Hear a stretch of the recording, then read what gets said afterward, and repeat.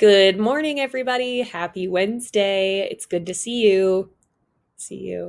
I hope you all had a really good spring break, even though none of us were able to go anywhere. I hope you guys are doing really well and your families are okay.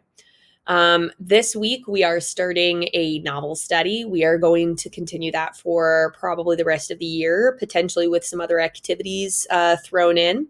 But we are going to read The Hunger Games. And for those of you who have already read this book, you know that I always say it is really good to read a book twice. It's really good to read anything more than once because you always learn something new and you're sort of a different person now than the first time that you read it.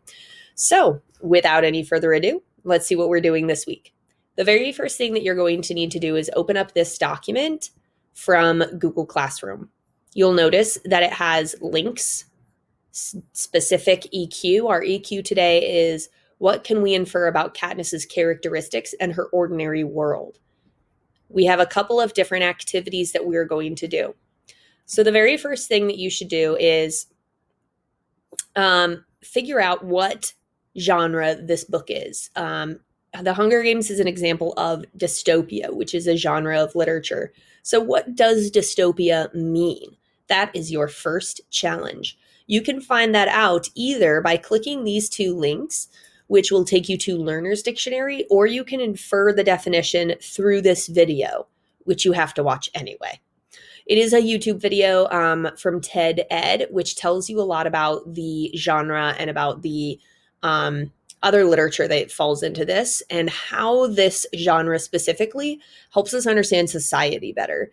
And there is an extra credit opportunity. If you write down a fact you learned and you voluntarily share this during our Zoom call tomorrow, you're getting extra credit. You should have noticed at this point that your grades have changed for S2 already based on the work that you did for weeks 28 and 29. I did add extra credit for all of those assignments that you did.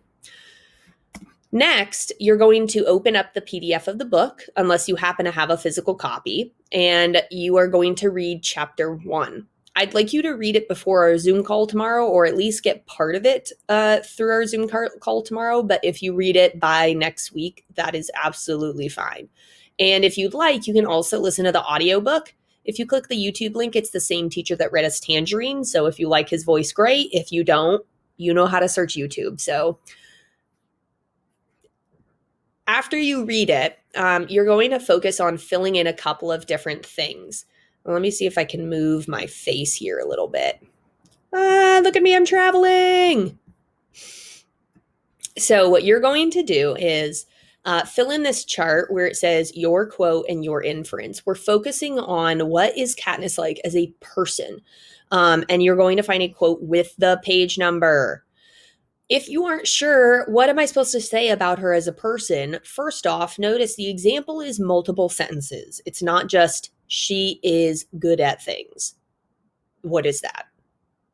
Please use this trait word bank if you need to. It's got a lot of different words so that you can be specific and tell us why you think that shows that trait. And then you're going to do the same for her ordinary world. Ordinary world is a term used in the hero's journey archetype. It's really just a structure of how stories work.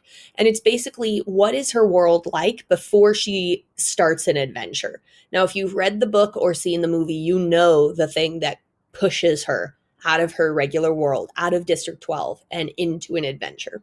But if you have watched the movie or read the book, don't spoil it for other people. That's the worst. And last, in the orange box, track any questions you come up with and share those in our Zoom meeting tomorrow. Now, if you want to use this character trait word bank, you can click it and it'll take you to this huge list. So please do not say something really sad like Katniss is nice. First off, she's really not nice, but also you're in 7th grade and you can do better than that word. Next, you are going to, look at me, I'm traveling again. The next thing that you're going to do is join us on Zoom tomorrow at 2 o'clock. You can show up at any point in time. You'll be put into a waiting room and then I will let people in as we come. You can literally just click this. You'll notice the information is also in the document. I will always put the link in here so it's very easy to get to. Don't forget to click turn in when you're done. And last, this. Have a great day, everybody.